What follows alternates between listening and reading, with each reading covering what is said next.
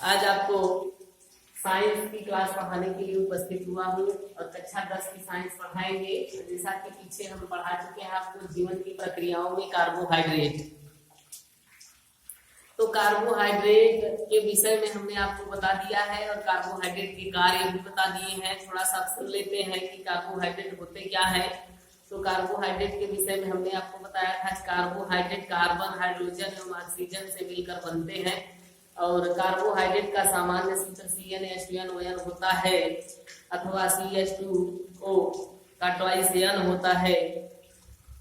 और कार्बोहाइड्रेट में हाइड्रोजन व ऑक्सीजन का वही अनुपात होता है जो जल में, अर्थात 2:1 होता है। और कार्य में हमने आपको बता दिया था कि कार्बोहाइड्रेट जो है वसा का मुख्य स्रोत है, यह ऊर्जा प्रदान करने का कार्य करता है शरीर के लिए। इतना तक आप जान चुके हो। अब नेक्स्ट जो विषय होगा वह होगा वसा। आज हम चर्चा करेंगे वसा पर। तो जिस प्रकार से कार्बोहाइड्रेट कार्बन, हाइड्रोजन और ऑक्सीजन के संयोग से बनते हैं, उसी प्रकार से वसाएं भी कार्बन, हाइड्रोजन एवं ऑक्सीजन के संयोग से बनती हैं। जिस प्रकार से कार्बोहाइड्रेट कार्बन, हाइड्रोजन एवं ऑक्सीजन के संयोग से बनता है, उसी प्रकार से फैट अर्थात वसाएं भी कार्बन, हाइड्रोजन एवं ऑक्सीजन के संयोग से बनती हैं। अब आप कहेंगे कि जब दोनों कार्बन, हाइड्रोजन एवं ऑक्सीजन के संयोग से ही बनते हैं सभी, तो इसमें अंतर क्या है कि एक का नाम फैट रख दिया गया, एक का नाम वसा रख दिया गया। तो सुनिएगा इसके विषय में कि ये सही बात है कि वसा और कार्बोहाइड्रेट दोनों कार्बन, हाइड्रोजन और ऑक्सीजन के संयोग से बनते हैं, परंतु वसाओं में ऑक्सीजन की मात्रा अपेक्षाकृत कम होती है। यही डिफरेंस है, यही डिफरेंस। तो परिभाषा में आप लिखना चाहेंगे तो लिख लीजिएगा। जिस प्रकार से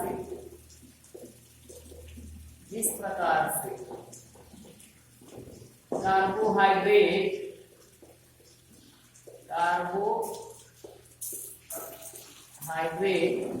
अगर ये अक्षर आपको न दिख रहे हो तो आप जो है कमेंट बॉक्स में कमेंट करके हमें बताने का प्रयास करिए कि सर जी और थोड़ा सा बढ़ा दीजिए तो हम अक्षर को पढ़ा भी सकते हैं। अच्छा, दूसरी बात यह है कि आप चैनल को सब्सक्राइब करें या न करें, लाइक करें या न करें, लेकिन वीडियो को शेयर अवश्य करें ताकि आपके अधिक से अधिक मित्रों को इसका लाभ मिल सके।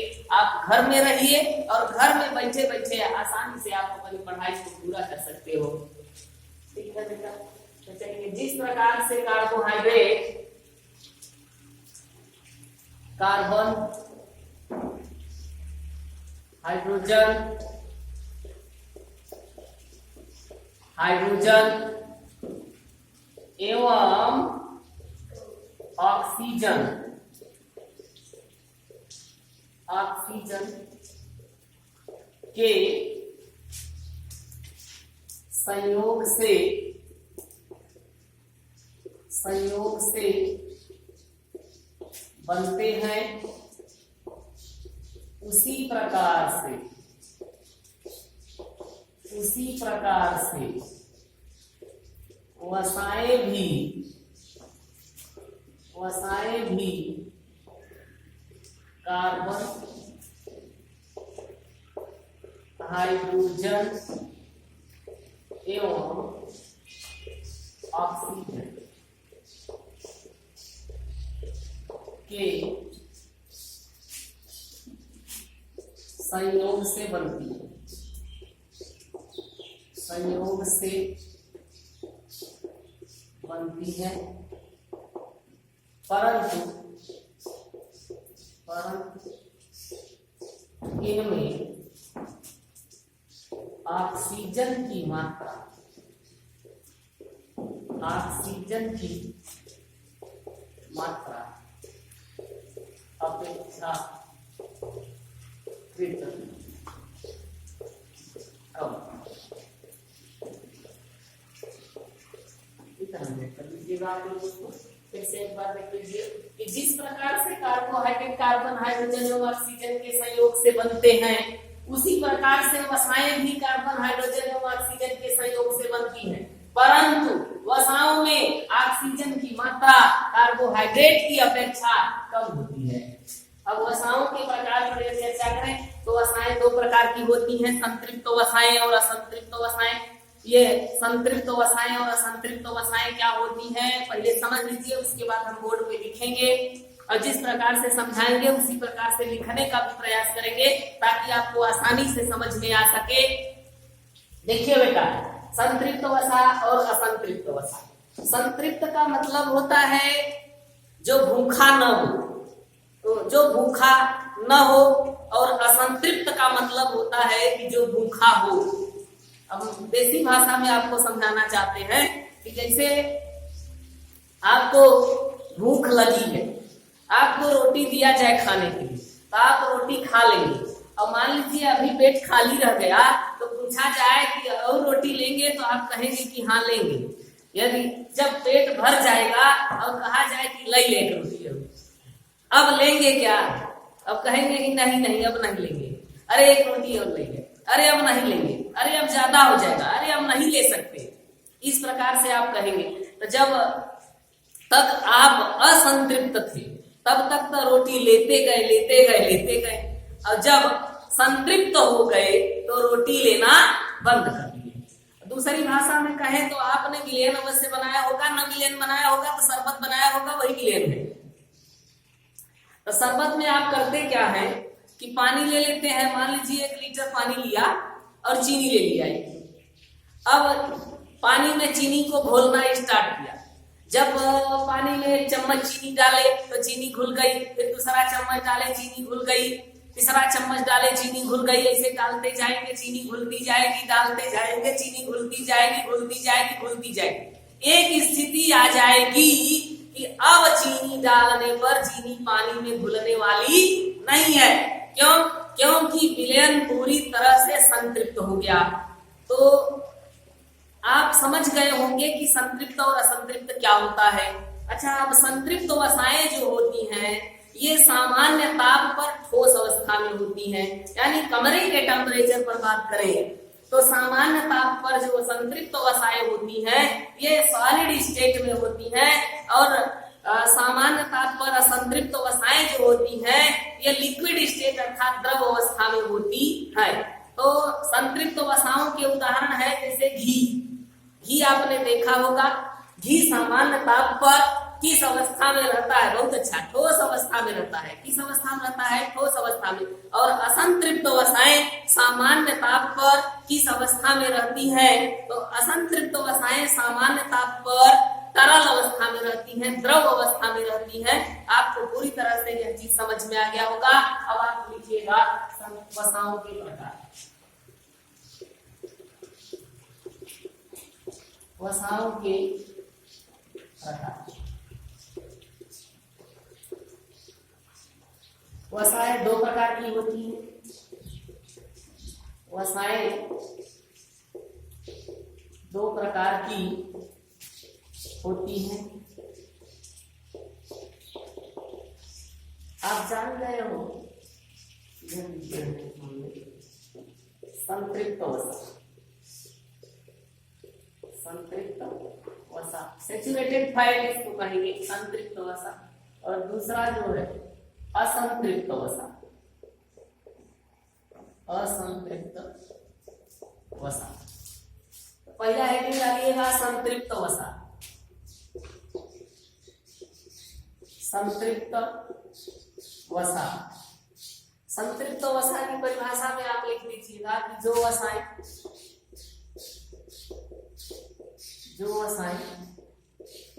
सामान्य ताप पर ठोस अवस्था में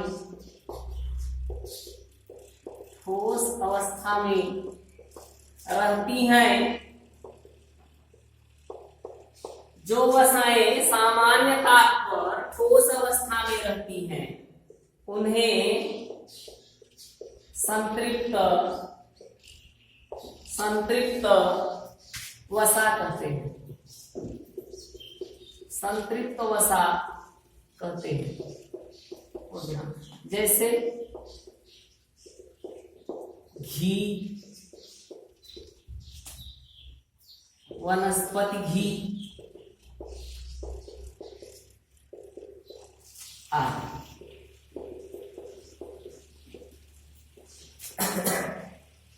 अच्छा, घी का मतलब देसी घी से है, वनस्पति का मतलब डालडा घी से।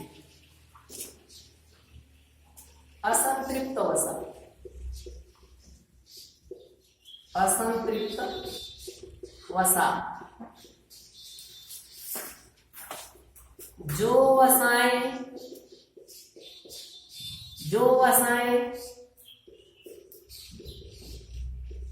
सामान्य ताप पर तरल, कौन बेटा? तरल। अच्छा, द्रव लिखा होगा तो घबराना नहीं, द्रव और तरल लगभग एक ही बातें हैं। जो वसाएं सामान्य ताप पर तरल अवस्था में रहती हैं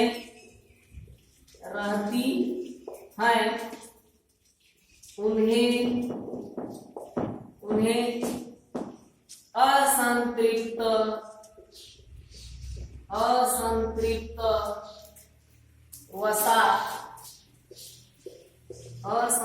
वसा कहते हैं। ये रहा वसाओं के विषय में। आप थोड़ा सा फिर से सुन लीजिएगा कि जिस प्रकार से कार्बोहाइड्रेट कार्बन, हाइड्रोजन एवं ऑक्सीजन के संयोग से बनते हैं, उसी प्रकार से वसाएं भी कार्बन, हाइड्रोजन एवं ऑक्सीजन के संयोग से ही बनती हैं। परंतु वसाओं में ऑक्सीजन की मात्रा कार्बोहाइड्रेट की अपेक्षा कम होती है। और वसाएं दो प्रकार की होती हैं, संतृप्त वसा और असंतृप्त वसा। संतृप्त वसा सामान्य ताप पर ठोस अवस्था में रहती है। संतृप्त वसा सामान्य ताप पर ठोस, ये ठोस इंपॉर्टेंट है, सामान्य ताप पर संतृप्त वसाएं ठोस अवस्था में रहती हैं, जैसे घी, वनस्पति घी इत्यादि। और असंतृप्त वसाएं सामान्य ताप पर तरल अवस्था में रहती हैं। ये तरल इंपॉर्टेंट है, इसको आप ध्यान दीजिएगा। जो वसाएं सामान्य ताप पर तरल अवस्था में रहती हैं उन्हें असंतृप्त वसा कहते हैं, उन्हें असंतृप्त वसा कहते हैं। जैसे सरसों का तेल,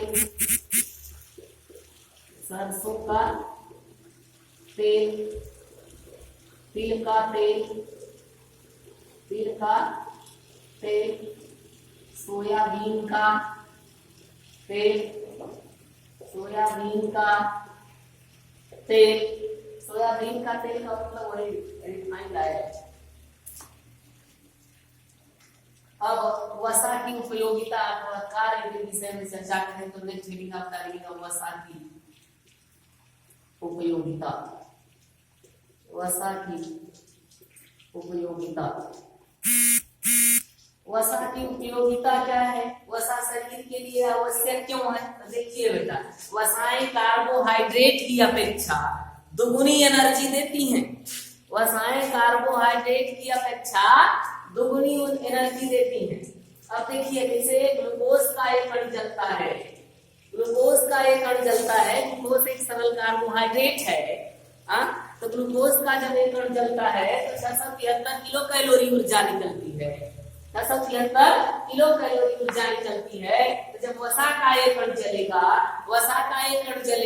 तो ग्लूकोज का 2 अणु बनेगा, यानी दुगना एनर्जी देगा। तो कहने का मतलब है कि वसाएं कार्बोहाइड्रेट की अपेक्षा दुगना एनर्जी देती है। तो देखिए, वसाएं कार्बोहाइड्रेट की अपेक्षा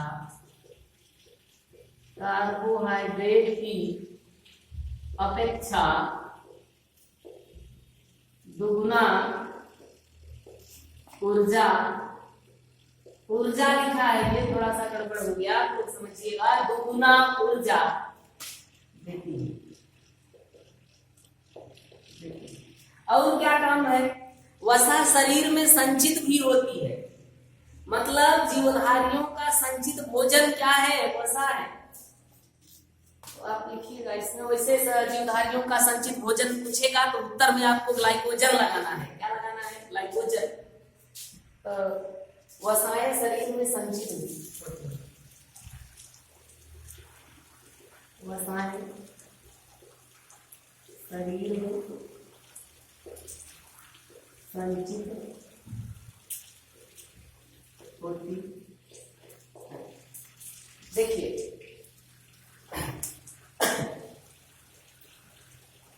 अब दो प्रकार के वसाएं होंगे, एक हो गया घी, एक हो गया तेल। आप सोयाबीन का तेल खरीद के पूरी बना के खाते हो, सब्जी बना के खाते हो, घी भी खाते हो।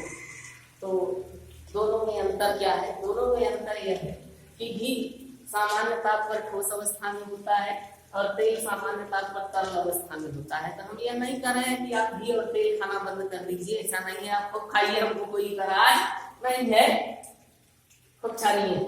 लेकिन सुनिए थोड़ा सा, घी सामान्य ताप पर ठोस अवस्था में होता है और तेल सामान्य ताप पर तरल अवस्था में होता है।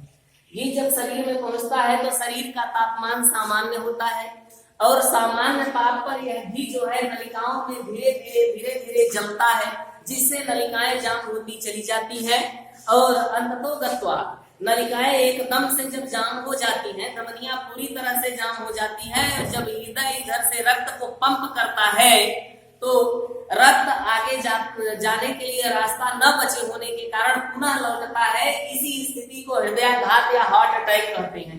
यानी अधिक मात्रा में घी खाने से मोटापा बढ़ता है, ओबेसिटी बढ़ती है और हार्ट अटैक का खतरा भी बढ़ता है।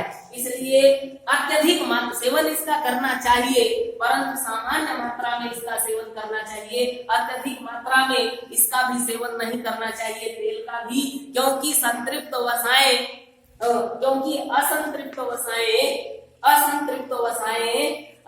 शरीर में विभिन्न प्रकार के पदार्थों से क्रिया करके संतृप्त हो जाती है, तो यह तेल भी घी में बदलने का काम करता है। इसलिए इन दोनों से थोड़ा सावधान होकर के रहना चाहिए, अर्थात फास्ट फूड का प्रयोग कम मात्रा में करना चाहिए। नेक्स्ट हेडिंग में हम चर्चा करेंगे प्रोटीन के विषय में, और इस क्लास को यहीं पर रोक देते हैं, फिर मिलेंगे अगले दिन। धन्यवाद।